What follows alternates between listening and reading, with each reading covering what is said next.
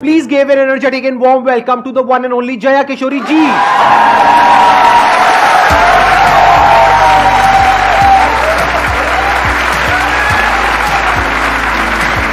इनकी स्माइल में इतनी पॉजिटिविटी है, आई थिंक इनको कुछ बोलने की जरूरत ही नहीं है।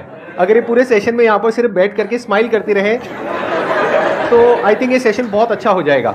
सुकून का नाम सुना है? हाय हाय, इतना सुकून। इनका एक मोटिवेशनल चैनल भी है। इनफैक्ट आपकी कुछ वीडियोस देख करके मैं खुद मोटिवेट हुआ हूँ, and I am not kidding. First of all, thank you very much for giving me this opportunity.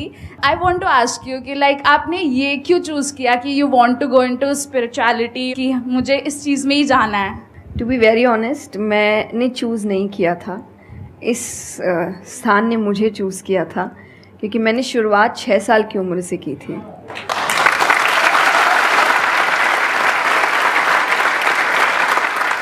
उसमें आपको पता ही नहीं होता है कि करियर क्या होता है, काम क्या होता है।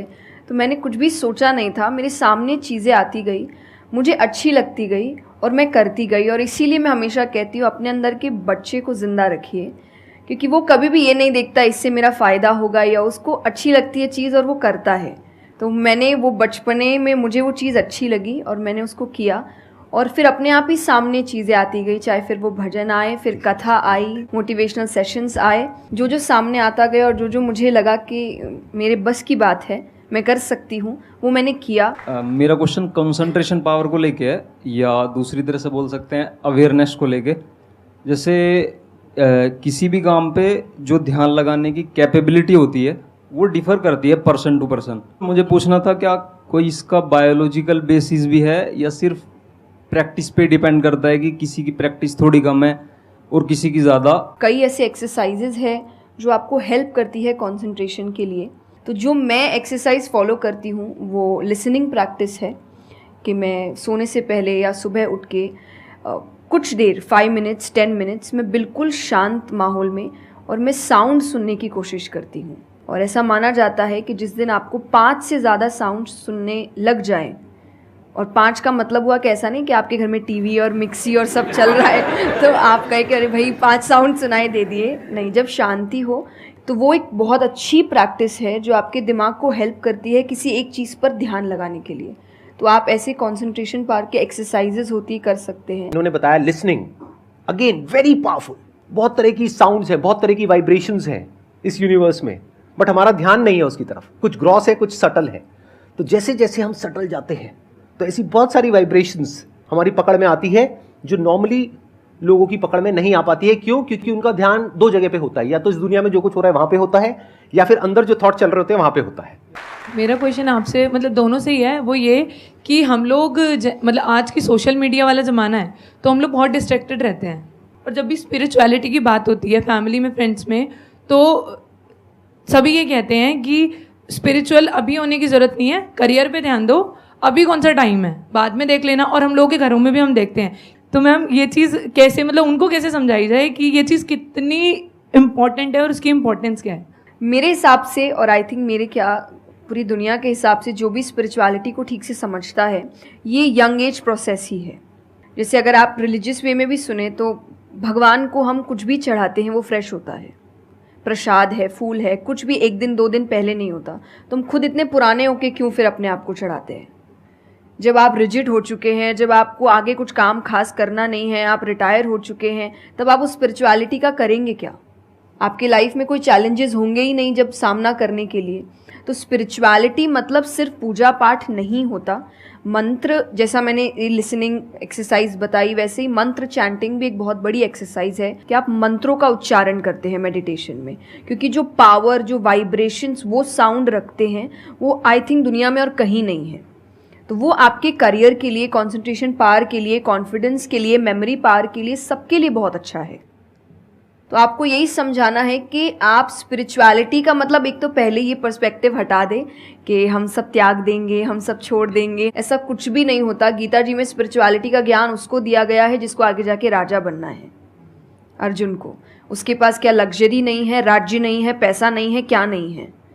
तो अध्यात्म का मतलब कभी भी नहीं होता सब कुछ छोड़ देना, सबके बीच रहना है, पर इस तरीके से रहना है कि वो आप पर हावी ना हो। अर्जुन कह रहा है कि क्या मैं सब कुछ छोड़ छाड़ के चला जाऊं, और भगवान कृष्ण उसको क्या बोल रहे हैं कि अभी जो तुम्हें करना है उस पर ध्यान दो।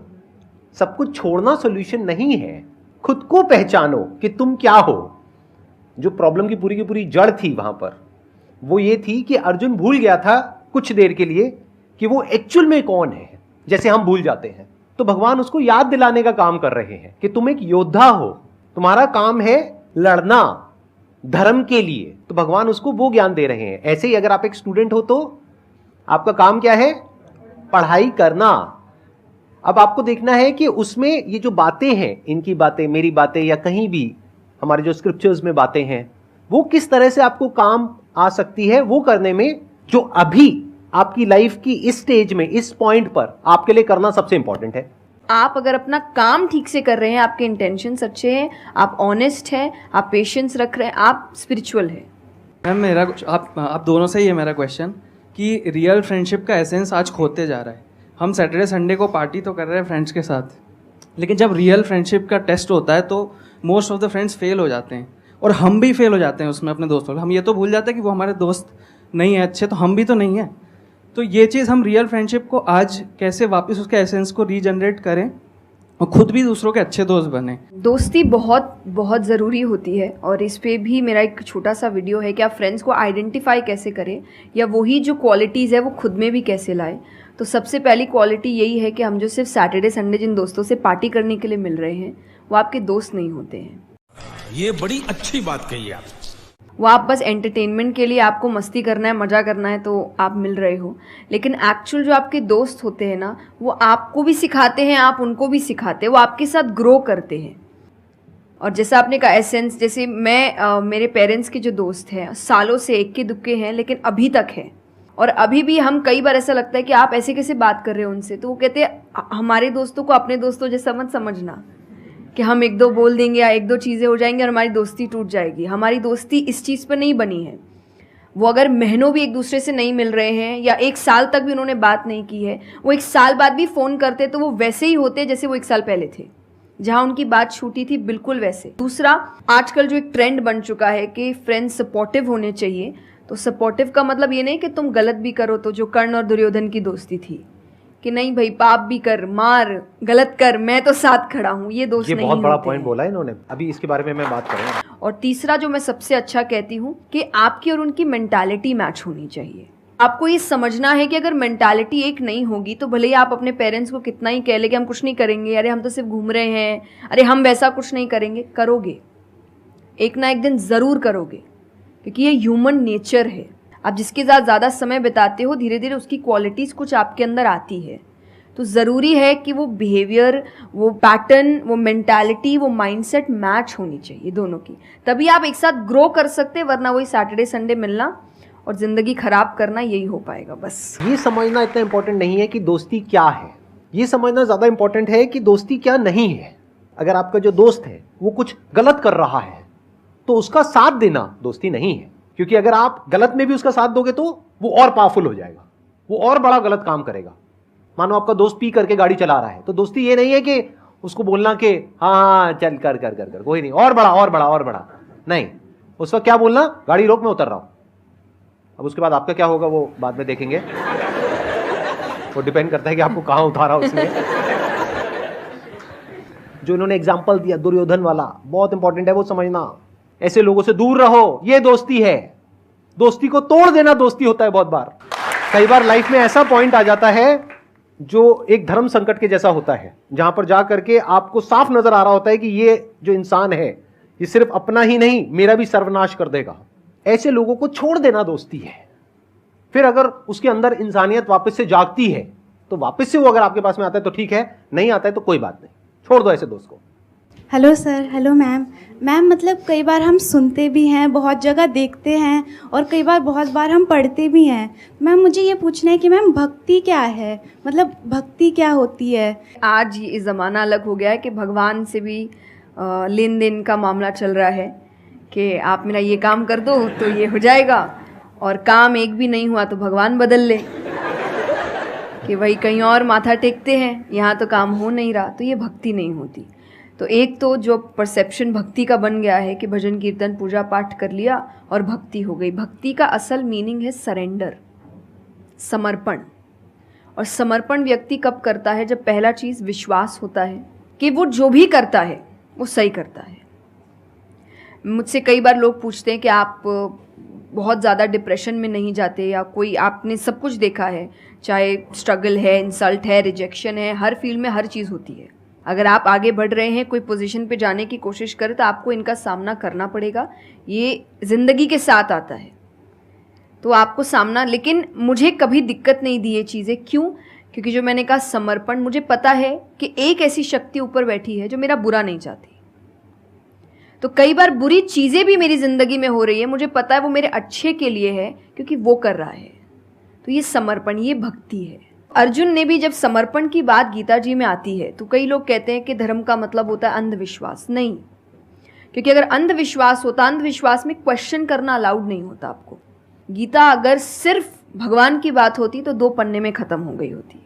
ये दोनों के बीच की बात है, जिसमें अर्जुन ये जानते हुए कि सामने कौन खड़ा है, क्वेश्चन करने की तो कोई सवाल ही नहीं था वहाँ पर कि भगवान लड़ने बोल रहा है, क्या क्वेश्चन करना।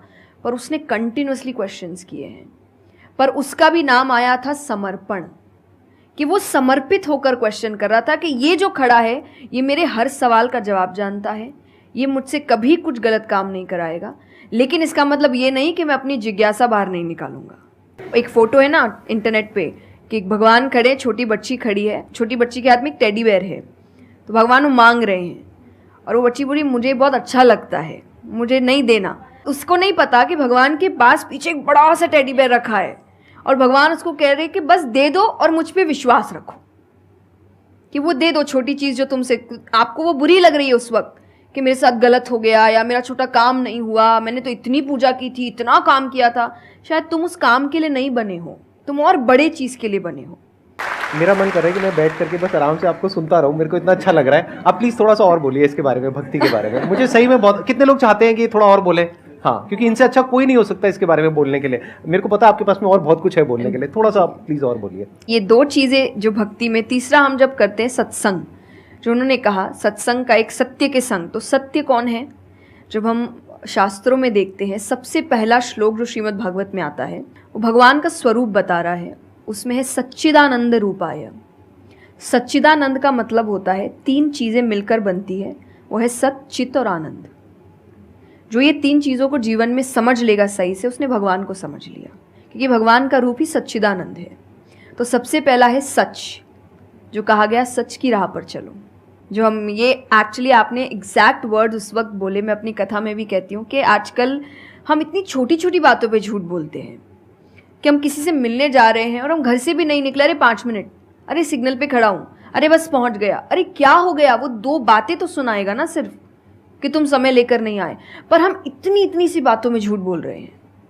ये हमें लगता है कि कोई बड़ी बात नहीं, पर ये बहुत बड़ी बात है कि आप इतना भी सच का सामना नहीं कर सकते, और फिर हमें लगता है कि हम लाइफ की जो प्रॉब्लम्स है उसका सामना कर लेंगे, खुद के सच का तो सामना कर नहीं पा रहे हैं। जिंदगी का सच सामने आएगा तब तो बैंड ही बज जाएगी पूरी, क्योंकि वो कठिन है। जिंदगी आसान नहीं है, किसी के लिए नहीं, भगवान के लिए भी नहीं हुई। आप राम जी को उठाइए, कृष्ण जी को उठाइए, जब तक यहाँ रहे कोई सुखी नहीं रहा। समझ रहे हो? समझ रहे हो आप? समझ रहे हो ना? सुखी तो कोई नहीं रहा यहाँ पर। आपको सुख खुद ढूंढना पड़ता है, आपको अपना जीवन खुद निकालना पड़ता है अपने चॉइसेस को लेकर। तो इसीलिए पहला सत है, दूसरा चित है, अवेयरनेस। हम अवेयर नहीं हैं चीज़ों को लेकर, हम इग्नोर करते हैं। अवेयरनेस और इग्नोरेंस ये ऑपोजिट्स हो गए कि आप कोई भी चीज़ आपको समझ नहीं आ रही है, नहीं है। मैं अधिकतर नास्तिक लोगों को आप देखिए, उनको अगर पूछे ना भगवान को मानते हैं, तो उनके पास एग्जैक्ट रीजंस नहीं होते कि क्यों नहीं मानते, बस नहीं है, दिखा नहीं, मुझे नहीं दिखा तो नहीं है। तो तुम्हें तो बहुत चीज़ें नहीं दिख रही। मेरे पापा इस पर मैंने एक बार उनसे क्वेश्चन किया था कि बोले तो पापा कैसे जवाब दे, तो पापा बोले उनको पूछना उन्होंने अपने परदादा को देखा था क्या बढ़िया था गुरु। मैंने तो नहीं देखा, तो मैं बोल दूं वो थे ही नहीं। कुछ तो सच्चाई होगी, उसको ढूंढने की कोशिश करो। मैं धर्म के लिए हमेशा कहती हूँ कि आपको ढूंढना पड़ेगा। भगवान, मेरे पापा ने मुझे एक बात कही थी, भगवान मानने की चीज़ है, जानने की नहीं। जानना क्या होता है, पहले इस्तेमाल करे फिर विश्वास करे। क्या बात है सर, क्या बात है सर, क्या बात, ये बात है? अरे सर क्या बात है? पहले देखेंगे है कि नहीं है, फिर बताएंगे। तो वो तो भगवान है, वो कहेंगे देख मैं भी घुमाता हूँ। वो भगवान है भाई, उनको अगर आप बोलोगे कि मेरे सामने आ, मुझे दिखा तू है कि नहीं, तो बोलेंगे घूम, नहीं दिखाता, कभी नहीं हुई, नहीं जा। तो भगवान मानने की चीज़ है, मानो वो अपने आप जना देंगे वो कहाँ है। तो लोग हर वक्त कोई सुनना नहीं चाह रहा, और सुन भी रहे हैं तो इसीलिए कि ताकि बस मैं बोल सकूं, कि ये ख़त्म करे, बस जल्दी से ये चुप हो ताकि मैं बोलूं। तो ये बंद करिए। भगवान ने अर्जुन की पहले पूरी बात सुनी थी, एक बार भी बीच में इंटरप्ट नहीं किया, उसकी पूरी बात सुनी। क्यों? तभी वो आंसर ठीक से कर पाएंगे। अगर आप बीच में हर चीज़ में इंटरप्ट करेंगे, लोगों के ओपिनियंस में इंटरप्ट करेंगे, तो आप उनकी बात को नहीं समझ पाएंगे। जितना सुनेंगे उतना सीखेंगे, क्योंकि बोलोगे तो वही जो आता है, पर सुनोगे तो कई बार ऐसी चीज़ें पता चलेगी जो नहीं पता। आनंद का मतलब एक्चुअली परमानेंट हैप्पीनेस होता है, जो आपको भगवान के साथ ही मिलता है, कि आपको किसी की ज़रूरत नहीं है, बाकी सब कुछ टेम्पररी है। और टेम्पररी खुशियों के लिए भगवान ने अर्जुन को लड़ने के लिए इसलिए नहीं बोला था कि तेको राज्य मिल जाएगा, खुशी मिलेगी, पैसा मिल जाएगा, नहीं। एक परमानेंट हैप्पीनेस थी कि मैंने अपना काम अच्छे से किया, उसके लिए लड़ो। पहली चीज़, जब दुख आ रहा है तो डिप्रेशन में मत जाओ, क्योंकि आप जानते हो ये भी परमानेंट नहीं है, टेम्पररी है, कल फिर ठीक हो जाएगा। खुशी आ रही है तो घमंड मत करो, ये भी निकल जाएगा, ये पोजीशन भी ज़्यादा समय तक रहेगी नहीं, तो उसको रखने के लिए काम करते रहो। तो भगवान हर चीज़ में कहते बैलेंस्ड रहो, और परमानेंट वो है उसके पीछे भागो। तो आप अपने आप ही जो दिखावे की दुनिया है, करते हम सब है, और सब कुछ करना चाहिए लाइफ में, सब एंजॉय करिए, पर अगर उसको जानते हुए करोगे कि परमानेंट नहीं है, तो जैसा मैंने कहा वो यहाँ जाएगा नहीं। जैसे एक पक्षी है, आप पेड़ पे उसको बैठा दो और फिर जिस ब्रांच पे वो बैठी उसको काटने लगो, और जब तक ब्रांच नहीं गिरेगा वो नहीं हटेगी, क्योंकि उसको ब्रांच पे भरोसा है ही नहीं। उसको पता ये रहेगा ना, उसको अपने पंखों पे है कि वो जैसे ही गिरेगा मैं उड़ जाऊंगी। बहुत बढ़िया।